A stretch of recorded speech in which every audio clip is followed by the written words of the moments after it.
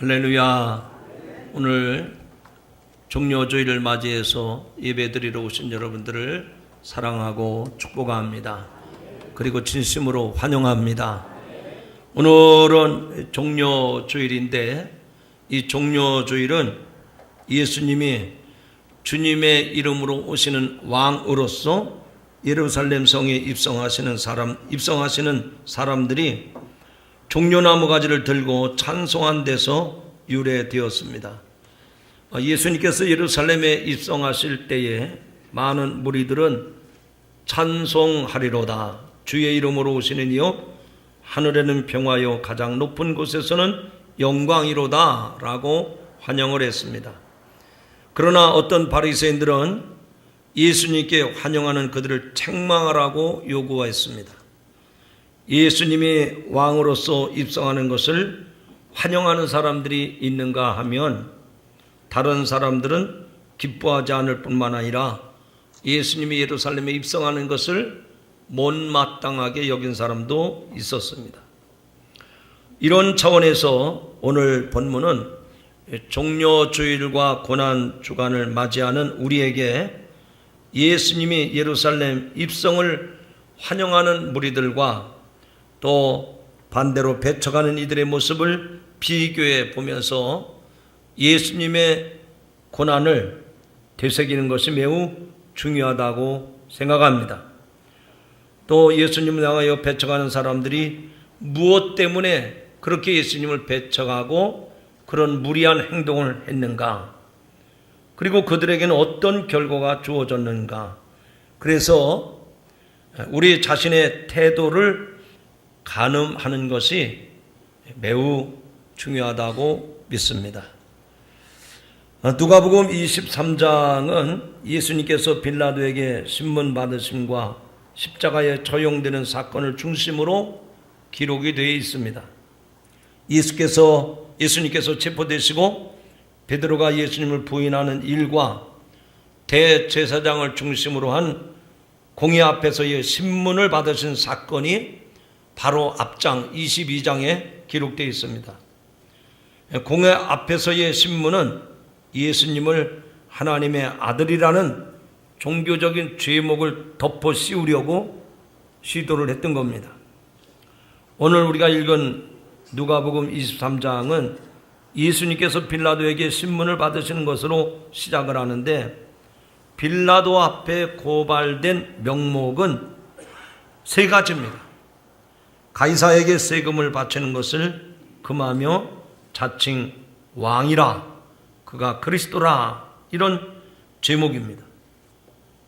빌라도는 예수님에게서 죄를 찾지 못했다고 하면서 무죄 방면하려고 세 차례나 시도를 했습니다. 그럼에도 불구하고 대제사장들과 그 무리들의 요구가 빌라도의 뜻을 굴복시켰던 것입니다. 무리의 요구대로 예수님은 십자가에 처형되었습니다. 군중들은 예수님을 빌라도에게 끌고 가서 세 가지 혐의를 가지고 예수님을 고발한 겁니다. 여기 23장 2절에 보면 고발하여 이르되 우리가 이 사람을 보매 우리 백성을 미혹하고 가이사에게 세금을 바치는 것을 금하며 자칭 왕 그리스도라 하더라. 예수님이 아무 죄가 없는데 왜 사람들이 예수님을 붙잡아다가 빌립보 앞에서 신문을 받게 했는가? 그들의 고발이 뭔가 앞서 말씀드린 것처럼 세 가지. 백성들을 미혹시키고 있다. 유다 백성들을 미혹시키고 있다. 또 하나는 가이사에게 세금을 바치는 것이 법이 정한 것인데 그걸 금하고 있다. 또 한 가지는 저가 자칭 그리스도라, 자칭 왕이라 하더라. 이 땅에 왕이 있는데 자기가 왕이라고 하더라. 이 세 가지를 가지고 예수님을 고발한 것입니다. 이처럼 그들은 자신들의 주장이 위증임을 말하면서도 예수님을 사형시키기 위해서 억지를 부렸습니다. 빌라도가 예수님을 무죄로 판결하자 무리들은 더욱 강하게 종용을 하고 주장을 합니다. 빌라도는 예수님이 무죄라는 사실을 알았지만 더 만류했다가는 폭동이 일어날까 봐 두려워서 어느 정도 선에서 적당한 타협안을 제시합니다. 빌라도는 종교 지도자들과 일반 지도자들 그리고 백성들까지 모아놓고 이야기를 합니다. 이 사건에 모든 유대인이 지대한 관심을 보인 만큼 빌라도는 심리적인 압박감을 크게 느꼈을 것입니다. 예수님이 야밤에 체포되었는데 바로 그 다음 날 백주 대낮에 처형당할 운명에 놓인 것입니다. 급속도로 진행되는 석연찮은 재판에 빌라도는 제동을 걸려고 시도했습니다. 그는 신문 결과를 이렇게 발표를 합니다. 오늘 23장 14절에 보니까 너희가 이 사람의 백성을 미혹하는 자라 하여 내게 끌고 왔도다. 보라, 내가 너희 앞에서 신문하였으되 너희가 고발하는 일에 대하여 이 사람에게서 죄를 찾지 못하였다. 유대인들이 고발한 범법사항을 예수님에게서 찾지 못했다라고 빌라도가 지금 판결을 내린 겁니다. 헤롯도 동일한 신문 결과를 내렸습니다. 15절에 보니까 헤롯이 또한 그렇게 하여 그를 우리에게 도로 보내었도다. 보라 그가 행한 일에는 죽일 일이 없느니라. 아멘. 예수님이 행한 일을 당신들이 고발했는데 내가 봐도 예수가 죽을 만한 그런 일이 없다라고 헤롯도 선고를 한 겁니다. 여러분, 여기서 여러분의 생각을 좀 말씀해 보십시오. 여러분, 죄를 찾지 못했다면 유죄입니까? 무죄입니까? 무죄죠. 아무리 빌라도도 헤롯도 예수님에게서 죄를 찾아봤지만 없다고 하니 무죄 아니겠습니까? 풀려나야 마땅한 겁니다. 그러나 예수님은 자신의 무죄를 주장하지 않으셨고 불의한 재판 과정이 진행되는 것도 막지 않으셨습니다. 하지만 빌라도는 군중의 요구에 할 수 없이 예수님을 십자가에 못 박아 죽게 했습니다. 그들은 모두 다 자기들의 눈앞에 있는 구원자 예수 그리스도를 보지 못한 것입니다. 과연 무엇이 구원의 주가 되시고 구원의 선물이 되신 예수 그리스도를 바로 보지 못하게 했던 것일까? 오늘 이 종료주일을 맞이해서 그 무리 중에 우리들도 섞여 있을 텐데 왜 구원의 주님을 바라보지 못하고 십자가에 못 박게 내어주었을까? 무엇 때문에 우리가 구원의 주가 되신 예수 그리스도를 알지 못하고 무리들과 똑같이 흥분을 해서 선동을 하고 예수님을 십자가에 내몰았을까? 세 가지 면에서 구원의 주 대신 예수 그리스도를 보지 못한 세 가지 이유를 말씀드립니다. 첫째로는 권력, 욕에 사로잡히면 구원의 주가 보이지 않는 겁니다. 한번 따라 합시다. 권력에 사로잡혀 있으면 구원의 주님이 보이지 않습니다. 지난해 알래스카 선교지를 방문할 때 보았던 일입니다. 알래스카는 어업과 삼림 산업이 발달해 있는 곳입니다. 미국인들이 처음으로 그 땅에 들어가서 그 원시름으로 둘러싸인 산속에서 벌목 작업을 할 때 그때는 뭐 지금처럼 기계화가 되어 있지 않잖아요. 원시적인 방법으로 그 원시림을 벌목을 할 때 어떻게 그 거목들을 벌목했는가, 그 개측한 시내에 어느 박물관이 있어서 박물관에 영상과 함께 벌목 작업하는 것을 보았었습니다. 그런데 제가 보았던 그 빽빽한 삼림의 아름드리 나무들을 어떻게 벌목을 했을까? 저는 옛날에 톱질을 하고 톱질을 해서 도끼질을 해서 나무를 쓰러뜨리는 것은 참 어려운 일이었을 것이다 생각이 들었어요. 워낙 큰 나무들이니까. 그런데 그 벌목 작업은 의외로 쉬운 일이었습니다. 왜 쉬운 일이었느냐? 쐐기 박는 작업을 통해서 그 거목들을 쉽게 벌목할 수가 있었던 것입니다. 여러분, 쐐기는 작은 나무 조각입니다.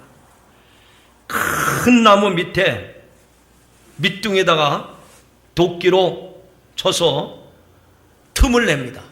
그리고 거기에다가 그 나무 조각 쐐기를 받고 반대편에 가서 조금씩 또 도끼질을 합니다. 또 톱질을 합니다.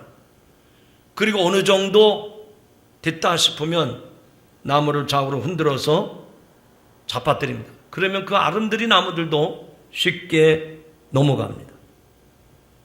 제가 이 말씀을 여러분에게 드리는 거 아니, 사탄도 우리가 구원이신 예수 그리스도를 보지 못하게 수단 방법을 가리지 않습니다.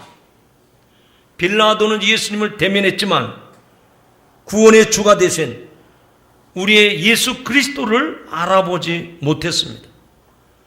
빌라도는 예수님에게서 죄를 찾으려고 했을 뿐 구원이라고 하는 그 엄청난 생명의 선물을, 그 영생의 선물을 보지 못한 것입니다. 백성이 소리를 치며 예수님을 십자가에 못 박으라고 하자 그는 권력에 사로잡혀서 백성의 요구대로 바라바를 풀어주고 예수님을 십자가에 죽게 내줍니다. 이 권력욕이라고 하는 쐐기로 인해서 빌라도는 구원자 예수 그리스도를 알아보지 못한 불행한 사람이 되고 말았던 것입니다. 성도 여러분, 만약에 빌라도가 권력의 눈이 어둡지 않았다면 자기가 판단한 대로 예수님에게서 사형에 해당하는 죄를 찾지 못했다고 선고하면 그냥 그것으로 끝나는 거예요. 그러나 군중의 선동에 의해서 무죄하다고 선고를 내리지 못하는 그 이유는 무엇입니까? 원칙적인 결정을 내리지 못하고 계속해서 사람들의 눈치를 살피는 이유는 무엇입니까? 무엇이 정의인지 알면서도 여러 사람의 이해관계 때문에 불의에 눈 감아주고 그렇게 모른 척 넘어갔던 빌라도의 속셈은 무엇이냐 하는 말입니다. 그것은 바로 권력에 사로잡혀 있었기 때문입니다. 권력이라고 하는 쐐기를 박는 것입니다. 지금도 마귀와 사탄은 여러분의 심령 속에, 여러분의 마음 속에, 여러분의 생각 속에 권력이라고 하는, 아니 욕심이라고 하는 쐐기를 박아서 예수가 전부가 아니다, 내가 교회는 다니지만 어떻게 예수만이 구원의 주라고 말할 수 있느냐, 지금은 종교 다원주의 시대 아니냐, 이렇게 헛소리를 하는 사람도 있어요. 여러분 안에 세상적인 권력과 욕심이 남아 있다면 이번 종려주일, 부활주일을 맞이해서 내려놓으시기를 바랍니다. 그 권력과 그 욕심이 나에게 영원한 행복을, 영원한 생명을 약속하지 않습니다. 우리가 그런 권력과 욕심에서부터 자유로운 사람이 될 때 우리의 생명의 주가 되신, 우리의 구원의 주가 되신 예수 그리스도를 보게 될 줄로 믿습니다. 두 번째로, 어떻게 빌라도나 헤롯 그리고 그 무리들은 구원의 주가 되신 예수 그리스도를 바라보지 못했을까? 기득권에 사로잡히면 구원의 주가 보이지 않는 것입니다. 따라합시다. 기득권에 사로잡히면 구원의 주님이 보이지 않습니다. 이제 저를 쳐다보고 하지 말고 옆 사람을 보고 약속을 하면서 하시죠. 기득권에 사로잡히면 주님이 보이지 않습니다. 오늘 이 본문 가운데 대제사장들과 관리들도 예수께 죄가 없다는 사실을 알고 있었습니다. 그럼에도 불구하고 그들은 예수님을 십자가에 못 박아 죽이라고 외칩니다. 왜냐하면 예수님은 자신들이 그동안 누렸던 모든 기득권을 잃게 했기 때문입니다. 그래서 그들은 밀란과 살인의 중죄를 지은 사형수 바라바 대신에 예수님을 죽이라고 이야기합니다. 무엇이 그들을 이렇게 만들었습니까? 구원이신 예수 그리스도를 그렇게 없애고 싶은 이유는 다른 것이 아니고 그들이 스스로 기득권에 사로잡혀 있었기 때문입니다.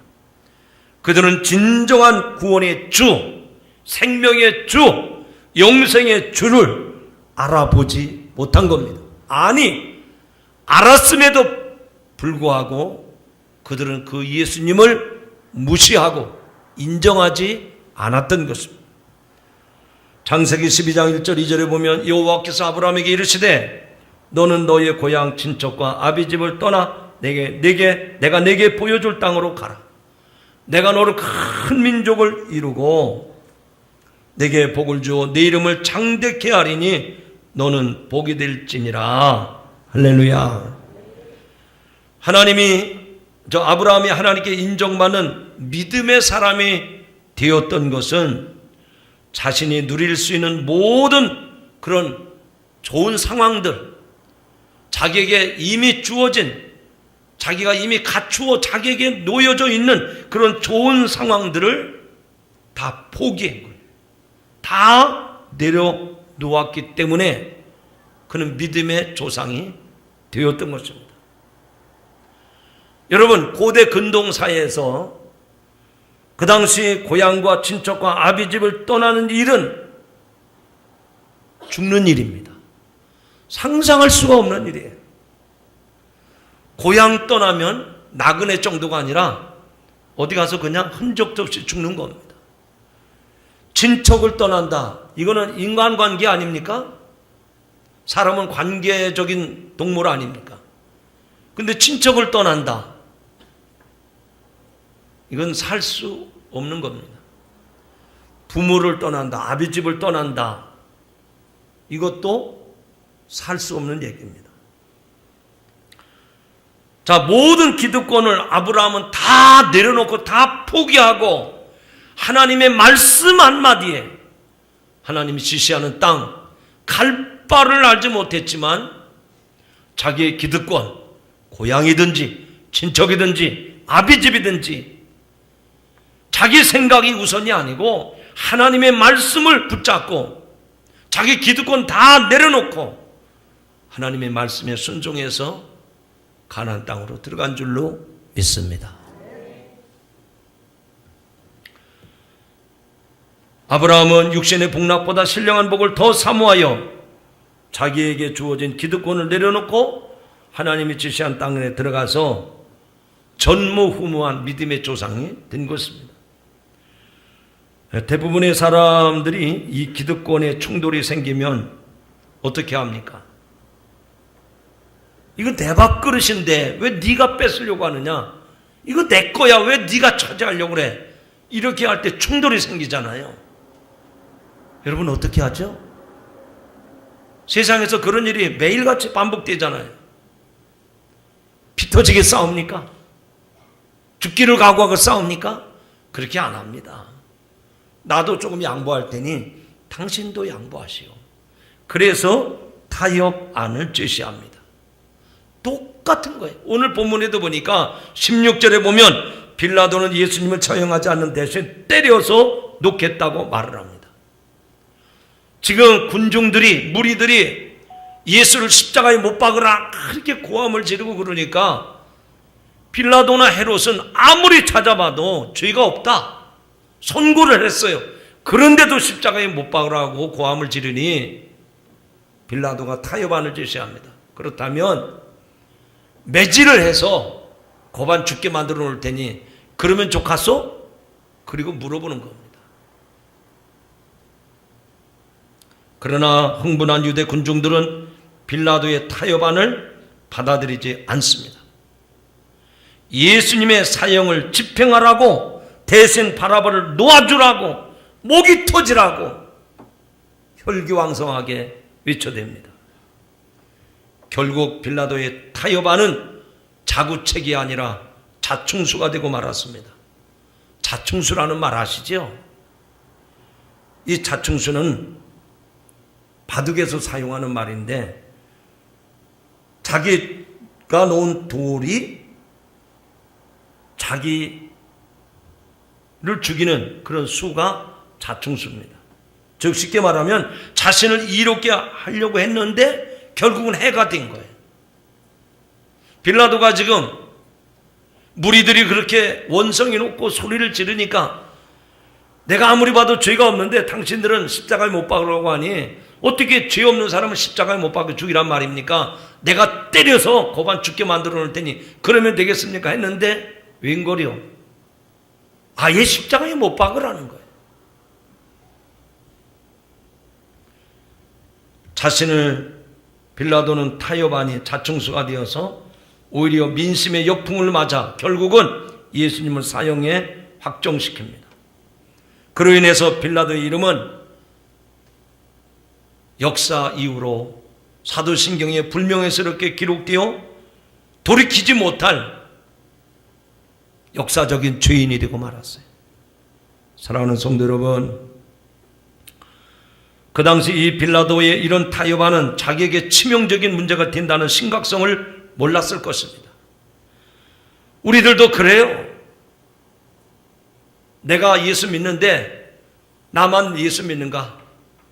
다른 예수 믿는 사람들도 다 그렇게 하는데 아마 내가 이런 죄를 지어도 주님이 한번 질끈 눈 감아 주실 거야. 모른 척 하실 거야. 우리도 사소하게 아니면 큰 문제가 되지 않는다면 그냥 눈 감아버리고 넘어가는 경우가 허다합니다.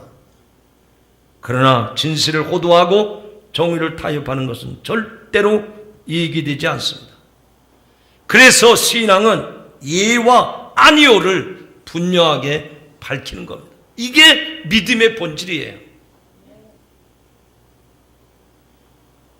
기득권에 사로잡히면 주님이 안 보입니다.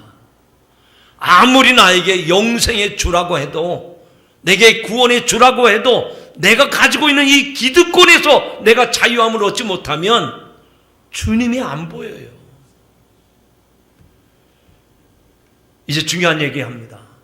과연 오늘 여러분에게 있어서 예수님을 보지 못하게 하는 그것이 무엇입니까? 그 기득권이라고 했는데 그 기득권이 무엇입니까? 신앙의 연조가 쌓이면 가끔 구원에 대한 감격과 기쁨 사라지게 돼 있어요. 그래서 과거 옛날 추억하는 일로만 생각을 합니다. 현재 자신의 삶에서 복음으로 인한 기쁨과 감격이 매일같이 샘물처럼 솟아오르는 것이 아니라 옹달샘 메말라가서 쭉 갈라져 있는 것처럼 우리의 신앙이 물이 마른 웅덩이처럼 터진 웅덩이처럼 그렇게 되어가고 있단 말입니다. 때로는 내가 예수를 믿으니까 구원받았으니까 하면서 교만하기도 하고 나태해지기도 합니다. 또 위선되고 거짓된 삶으로 자기의 의로 말미암은 우월주의가 우리의 믿음을 퇴보시킬 수도 있습니다. 세상과 적당히 타협함으로 예수님을 또다시 십자가에 못 박는 이런 우를 범할 수도 있단 말입니다. 오늘 여러분이 가지고 있는 기득권을 내려놓으시기 바랍니다. 나는 모태신앙입니다. 좋아요. 그러나 오늘 다시 한번 내 죄를 십자가에 못 박고 예수 부활의 신앙으로 거듭나시기를 바랍니다. 신앙의 연조가 30년, 50년 좋습니다. 그렇게 50년 됐으면 나무도 50년 되면 열매를 주렁주렁 맺듯이 여러분의 믿음의 열매를 좀 보여주세요. 우리는 기득권만 주장합니다. 모태신앙이니 신앙의 연조가 무엇이니 내가 교회에서 이런 직분을 가졌느니 그것은 자랑할 게 아닙니다. 그것 때문에 우리 주님이 안 보이는 거예요. 그것 때문에 내가 믿음이 살아있지 않게 되는 겁니다. 오늘 기득권을 내려놓으시고 나를 위해서 고난받으시고 부활하신 주님을 만나는 여러분들이 되시길 주님의 이름으로 축원합니다. 세 번째로는 선입견에 사로잡히면 구원의 주님이 보이지 않습니다. 옆 사람 쳐다보고 또 이야기합시다. 선입견에 사로잡히면 주님이 보이지 않습니다. 이 사탄의 목표는 뭘까요?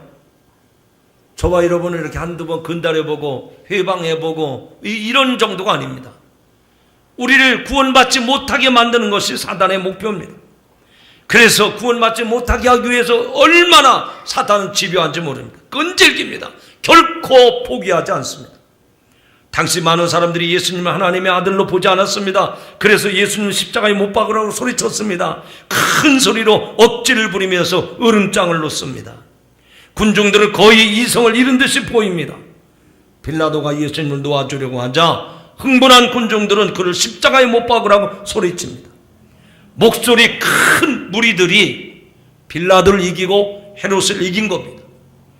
여기 23절에 보니까 그들의 큰 소리로 재촉하여 십자가에 못 박기를 구하니 그들의 소리가 이긴지라. 큰 소리가 이긴 거예요. 큰 소리가. 빌라도는 결국 군중들의 요구에 굴복해서 그들의 뜻대로 하게 됩니다. 죄가 없는 예수님을 체포해서 십자가에 죽게 한 사건은 오늘날에도 반복적으로 일어나고 있습니다. 지금도 우리는 시시때때로 자신의 이익에 따라서 큰 소리를 내며 주님의 음성을 묵살합니다. 이것은 내가 내 인생의 주인이 되어서 예수님을 또 십자가에 못 박고 두 번 죽이는 셈이 되는 것입니다. 우리는 이번 한 주간 고난주간으로 주님과 함께 고난의 길을 걸어가려고 합니다. 특별히 군중들의 소리침과 빌라도의 타협안을 바라보면서도 침묵하시는 예수님을 주목해 보시기 바랍니다. 예수님이 입이 없으셨나요? 말을 잊어버리셨나요? 아닙니다. 입이 있으심에도 불구하고 할 말이 많음에도 불구하고 침묵하신 주님, 그 침묵에 담긴 하나님께 대한 순종과 죄인들을 향한 사랑을 우리는 이 고난 중에 깨닫기를 바랍니다. 우리의 목소리를 잠재우고 성령의 세미한 음성의 귀를 기울이시기를 바랍니다. 어느 부부가 사랑해서 아기를 낳았습니다. 물론 아기를 키우는 일은 행복한 일이기도 하지만 한편으로는 고통스러운 일입니다. 왜냐하면 그가 자라서 어른이 될 때까지, 아니 어른이 되어서도 여러 가지 사고를 일으킵니다. 어떤 자녀는 부모에게 고통을 안겨줍니다. 그렇다고 그 부모가 자녀를 버립니까? 부모는 속썩이는 자녀라도 내 자녀로 받아들이고 함께 고통을 이겨나갑니다. 10달 동안 뱃속에 품은 아기가 태어나서 보니 예를 들면 다우주궁을 앓고 있습니다. 그렇다고 부모가 그 자녀를 버립니까? 그렇더라도 그 아이는 내 아이입니다. 부모니까 받아들일 수밖에 없는 것입니다. 이것이 하나님이 우리에게 주신 놀라운 은혜입니다. 사랑하는 성도 여러분, 예수님이 십자가에 고난을 받으셨어요. 이 고난은 우리들에게 어떤 의미가 있을까요? 우리들이 고난을 받아들일 수 없는 사람들을 위해서 예수님이 그 험한 십자가의 고난을 겪으신 것입니다. 왜 예수님이 고난을 받습니까? 왜 예수님이 내 인생의 해답이 되는 겁니까? 다른 말로 하면 예수님보다 더 고난을 겪은 사람이 이 세상에 없기 때문에 예수님이 인생의 해답이고 예수님이 우리의 주가 되신다, 그 얘기입니다. 예수님이 겪은 고난을 봐야 내 고난의 위로가 되는 거예요. 나도 참으로 힘들고 어렵고 이 고난이, 이 쓴잔이 너무너무 지독한데 예수님이 당하신 고난과 비교할 수 있을까? 나를 위해서 피 흘려 죽으신 예수님의 그 고난을 생각한다면 내가 당한 이 고난 이겨내지 못할까? 그래서 우리는 예수님을 주님으로 믿고 따르는 줄로 믿습니다.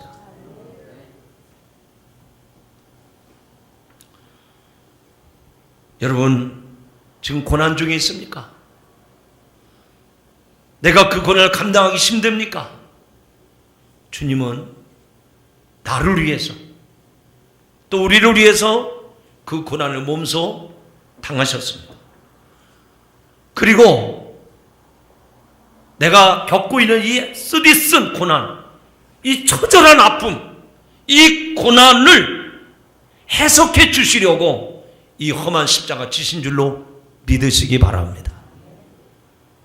우리들은 내 몫에 태인 십자가를 짊어진다고 그러는데 감정적으로 좋을 때는 짊어진다고 그래요. 그런데 죽을 지경이 되면 너무 버겁다고 집어 던집니다. 성도 여러분, 여러분의 인생 속에 찾아온 고난, 아픔, 괴로움, 우리들이 다 갖다가 말을 붙여서 해석을 하려고 해도, 설명을 좀 하려고 해도 이해가 안 돼요. 그러나 저 주님의 십자가를 바라보니 아무 죄가 없으신 예수님이 고난당하신 것은 나를 사랑하시기 때문에, 나를 용서하시기 때문에 아무 말 없이 저 십자가를 지셨구나. 그러면서 고난을 이해하게 되고 고난을 받아들이게 되고 고난을 올바로 해석하게 되는 줄로 믿습니다. 사랑하는 성도 여러분, 여러분의 삶 속에 고난이 있습니까? 자녀들로 속상한 일이 있습니까? 여러분의 미래가 불안합니까? 죽음에 대한 두려움이 있습니까? 이 십자가만 저와 여러분이 묵상하고 바로 본다고 하면 그 고난은 다 주님이 해결해 주실 줄로 믿으시기를 바랍니다. 이 세상에 어떤 신이 나 대신 고난받았다 하는 신이 없어요. 그런 종교가 없습니다. 인간의 고난과 상관이 없습니다. 그들에게 다가가려면 뭔가를 해야만 된다고 말합니다. 그런데 예수님은 그렇지 않으셨습니다. 십자가에서 나의 죄와 나의 허물과 나의 약함과 나의 부족함까지 다 짊어지신 줄로 믿습니다. 내 죄값을 지불하셨고 나를 저주 아래, 나를 사망과 음부의 고통 가운데 우리를 구원해내신 줄로 믿습니다. 오늘날 많은 사람들이 예수 그리스도를 만나지 못하는 이유가 바로 이런 겁니다. 선입견, 편견, 기득권입니다. 당시 예수님을 배척했던 사람들에게 나사렛 같은 곳에서 메시아가 나올 수 없다는 선입견이 그들에게 있었습니다. 요한복음 1장 45절 46절에 보니 빌립이 나다나엘을 찾아 이르되 모세가 율법에 기록하였고 여러 선지자가 기록한 그 일을 우리가 만났으니 요셉의 아들 예수니라. 나다나엘이 이르되 나사렛에서 무슨 선한 것이 날 수 있느냐? 빌립이 이르되 와서 보라 하니라. 할렐루야. 지금도 자신의 경험과 편견에 사로잡혀서 구원자 대신 예수 그리스도를 보지 못한다면 참으로 불쌍하고 어리석기 짝이 없는 사람입니다. 밤새도록 고기 한 마리 잡지 못했던 베드로, 그물이 찢어지도록 고기를 잡게 하신 예수님을 만난 후에 그는 예수님 앞에 엎드려서 자신의 죄인임을 고백했지 않았습니까? 자신의 경험과 상식을 내려놓을 때, 자신의 그런 편견을 내려놓을 때 우리는 진정한 예수 그리스도를 만나게 되는 줄로 믿습니다. 이제 말씀 맺습니다. 권력에 사로잡힌 빌라도, 기득권을 내려놓지 못한 종교 지도자들, 선입견과 편견에 눈이 어두워진 그 백성들을 보면서 나는 어떤가? 여러분 자신을 돌아보시기 바랍니다. 우린 예수 그리스도를 알지 못하게 하신 방해물들을 제거해야 됩니다. 세상에서 구원자 예수를 버릴 만큼 귀한 것은 그 어떤 것도 존재하지 않습니다.